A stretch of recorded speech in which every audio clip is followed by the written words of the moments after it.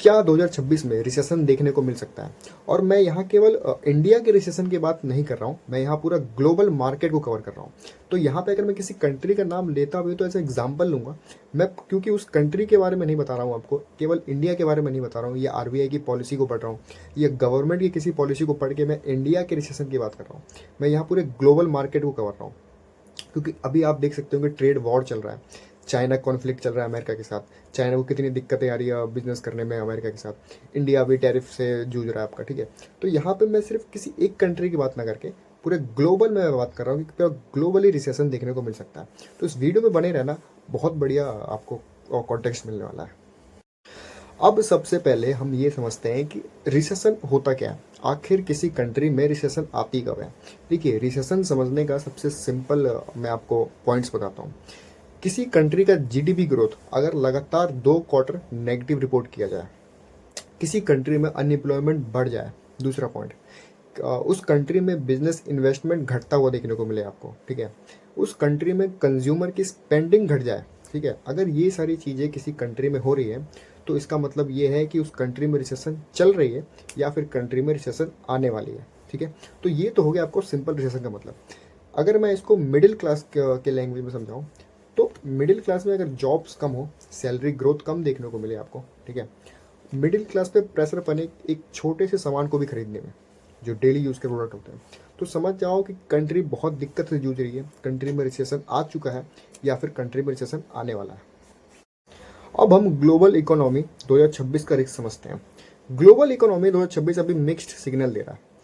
बड़े बड़े institution like IMF और ओईसीडी का कहना यह है कि ग्लोबल की ग्रोथ अभी स्लो है, ग्लोबली ग्रोथ अभी स्लो है, लेकिन कोलैप्स करने की संभावना अभी बहुत कम है। बहुत कम प्रोबेबिलिटी ऐसी है कि 2026 के एंड तक पूरा ग्लोबल रिसेशन में देखने को मिल सकता है, ठीक है। अब जब हम इसका थोड़ा ग्लोबल रिस्क जरा समझते हैं। इंटरेस्ट रेट अभी भी रिलेटिवली हाई देखने को मिल रही है, ठीक है। इन्फ्लेशन अभी पूरी तरीके से ख़त्म नहीं हुआ है, पूरी तरीके से कंट्रोल में भी नहीं आया।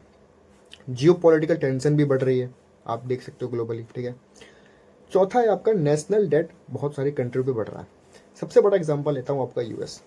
रिसेशन अगर आता है ग्लोबली तो सबसे पहले यूएस और चाइना जैसे कंट्रियों में देखने को मिल सकता है। अगर इन दोनों कंट्री में रिसेशन आ रहा है या कुछ भी इशू फेस हो रही है तो वो उसका असर पूरे ग्लोबल मार्केट में देखने को मिलता है, क्योंकि चाइना, अमेरिका, रसिया ये बहुत बड़े इकोनॉमी है आपके, ठीक है, नंबर है आपके। डेट की बात कर रहा था मैं, तो यूएस में अभी बहुत डेट बढ़ रहा है, ठीक है। यूएस का फिजिकल डेफिसिट भी बढ़ रहा है। फिजिकल डेफिसिट का मतलब होता है अगर सरकार 100 रुपये कमा रही है, ठीक है, और 130 रुपये खर्चा कर रही है, तो जो 30 रुपये का डिफरेंस है वो फिजिकल डेफिसिट है। और यूएस में फिजिकल डेफिसिट बहुत ज़्यादा बढ़ रहा है। यूएस का नेशनल डेट भी ट्रिलियंस ऑफ डॉलर में बढ़ रहे हैं। खैर, ये सब तो बातें आपकी होगी कि हर कंट्री पे कर्जा होता है, लेकिन डिपेंड करता है कि कर्जा ज़्यादा तो नहीं बढ़ रहा ना, जितना कंट्री कमा रही है उससे ज़्यादा तो कर्जा तो नहीं ले रही है ना, ठीक है, एक लिमिट तक। लेकिन यूएस में देखा गया है कि यूएस अपने लेवल से बहुत ज़्यादा ऊपर लेवल पे पहुंचा हुआ है लोन के मामले में, ठीक है। और इस पॉइंट से मार्केट में डॉलर पे बहुत फ़र्क देखने को मिल रहा है कुछ दिनों से। डॉलर का प्राइस घट रहा है, बढ़ रहा है आपका, ठीक है, क्योंकि यूएस पे डेट बढ़ रहा है। फिजिकल डिफिसिट में आपको बता ही दिया आपका। ग्लोबल टेंशन भी मार्केट में अमेरिका की वजह से ही आ रही है, ठीक है, क्योंकि इनमें अमेरिका में अभी ट्रंप की सरकार है और ट्रंप बहुत प्रोटेक्शनिस्ट लीडर है, ठीक है, जिसकी वजह से पूरे ग्लोबल मार्केट में फ़र्क देखने को मिल रहा है। अब हम अमेरिका की बात कर ही रहे हैं तो अमेरिका के इकोनॉमी को डीपली थोड़ा समझते हैं, 2 3 4 पॉइंट समझेंगे, ठीक है, क्योंकि अमेरिका की इकोनॉमी पूरे ग्लोबल मार्केट में बहुत बड़ा असर देती है, ठीक है। अमेरिका में कुछ भी हुआ, अमेरिका के डॉलर गिरा या अमेरिका में रिसेशन आया, इन्फ्लेशन बढ़ा, तो उसका असर पूरे ग्लोबल मार्केट में देखने को मिलता है, ठीक है। तो अमेरिका के जीडीपी ग्रोथ तो अभी पॉजिटिव है, ठीक है। अमेरिका में इन्फ्लेशन भी अभी कंट्रोल में है, ठीक है। इन्फ्लेशन की बात करूं तो अभी फरवरी 2026 में अमेरिका में इन्फ्लेशन 2.4% तक रिकॉर्ड किया गया, ठीक है। लेकिन वही इन्फ्लेशन दिसंबर 2025 में 2.7% था, जो कि घट कर 2.4% पे आ चुका है फरवरी 2026 में। इसका मतलब इन्फ्लेशन जो है कम हुआ है और कंट्री में इन्फ्लेशन कंट्रोल में है। फेडरल रिजर्व का टारगेट था कि इन्फ्लेशन 2% से बढ़ेगा, लेकिन 2.4% से बढ़ा है, ठीक है। इसी के आसपास का टारगेट है, नंबर इसी के आसपास है, तो कंट्रोल में है।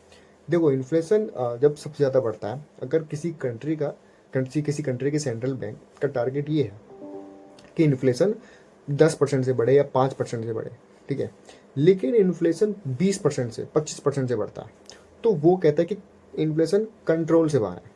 लेकिन फेडरल बैंक 2% टारगेट लेके चल रही थी कि 2% से इन्फ्लेशन बढ़ेगा, लेकिन 2.4% इन्फ्लेशन मापा गया, तो मतलब कंट्रोल में है, ठीक है। इंटरेस्ट रेट की बात करूँ तो इंटरेस्ट रेट अभी फेडरल बैंक ने हाई कर रखे हैं, जो कि एक थोड़ा रिस्क का माहौल है, ठीक है। और यूएस में अनएम्प्लॉयमेंट भी अभी ज़्यादा नहीं है, बढ़िया चल रहा है यूएस में सब कुछ, ठीक है। तो यूएस की इकोनॉमी सबसे बड़ा फैक्टर है ग्लोबल इकोनॉमी, तो हमने यूएस का तो समझ लिया। अब हम आते हैं चाइना पे। अब हम चाइना की बात करते हैं, क्योंकि चाइना दूसरी सबसे बड़ी इकोनॉमी है। चाइना में अभी क्या क्या चैलेंजेस देखने को मिल रहे हैं। चाइना में अभी प्रॉपर्टी सेक्टर क्राइसिस चल रहा है और आपका डिफ्लेशन का खतरा भी बनता जा रहा है। डिफ्लेशन का मतलब होता है किसी कंट्री में किसी प्रोडक्ट का प्राइस गिरते जाना। लाइक अगर मान के चलो एक मोबाइल है, उसका प्राइस अभी 20,000 है, 6 महीने बाद या 1 साल बाद उस प्रोडक्ट का प्राइस गिर गया, उस मोबाइल का प्राइस गिर के 15,000 हो गया, ठीक है। उसके फिर से 6 महीने बाद 12,000 का हो गया। अब आप ये सोचोगे कि अगर प्रोडक्ट का प्राइस कम हो रहा है तो अच्छी बात है, लेकिन नहीं। अगर आप इसको गौर से समझोगे, अगर किसी प्रोडक्ट का प्राइस गिर रहा है तो लोग की मेंटेलिटी क्या कहती है कि प्राइस गिर रहा है, इसका मतलब और गिरेगा, हम वेट करेंगे। वेट करने की वजह से क्या होता है, डिमांड घट जाता है, सप्लाई तो उतनी रहती है आपकी, ठीक है। लोग खरीदते नहीं है, डिमांड कम हो गया आपका। कंपनी क्या करती है, सेल्स को रोक देती है। कंपनी सेल नहीं कर पाती है क्योंकि कोई खरीद ही नहीं रहा मार्केट में, बंदे वेट कर रहे हैं कि और कम होगा, ठीक है।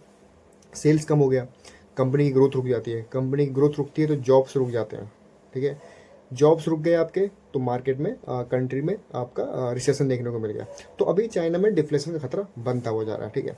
लेकिन चाइना स्टिमुलस टूल का यूज़ कर सकता है।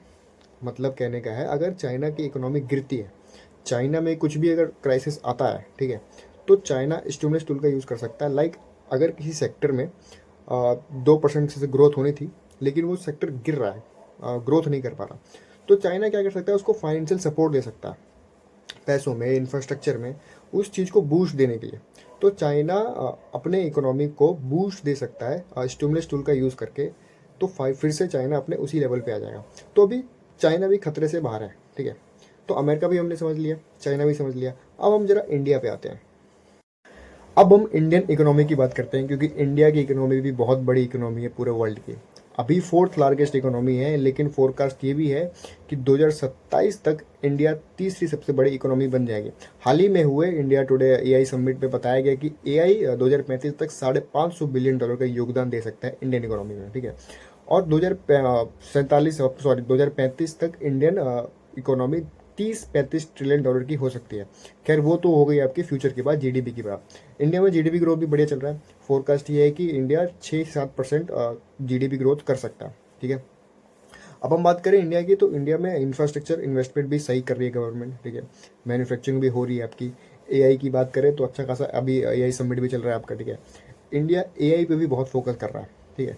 और इंडिया में स्ट्रॉन्ग डोमेस्टिक डिमांड भी है, और डिजिटल इकोनॉमी में बहुत बढ़िया है। दुनिया की सबसे बड़ी बढ़ते हुए तेज सेक्टर है डिजिटल इकोनॉमी इंडिया की, लाइक यूपीआई, फिनटेक जैसी कंपनियाँ, ठीक है।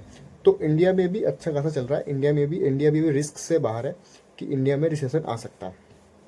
तो हमने बात कर लिया चाइना का, अमेरिका का, इंडिया का बात कर लिया, ठीक है। तो ग्लोबली अगर मैं बात करूँ रिसेशन की, अगर इंटरेस्ट रेट हाई देखने को मिलते हैं हमेशा, अगर चाहे कंट्री में डेट बढ़ता है, ठीक है। तीसरा है आपका जियो पॉलिटिकल टेंशन।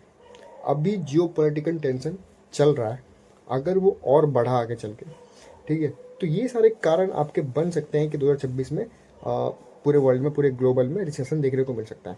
लेकिन बड़े बड़े इंस्टीट्यूशन आईएमएफ, ओईसीडी के अकॉर्डिंग अभी ग्लोबल ग्रोथ स्लो है, ठीक है, बट रिसेशन से बाहर है। अभी रिसेशन आने का चांस बहुत कम है कि रिसेशन देखने को मिल सकता है, ठीक है। तो यार ऐसी फाइनेंस के नॉलेज के हमारे चैनल को सब्सक्राइब करना, और ऐसी वीडियो अगर चाहिए होंगे आपको तो लाइक कर देना वीडियो को, ठीक है।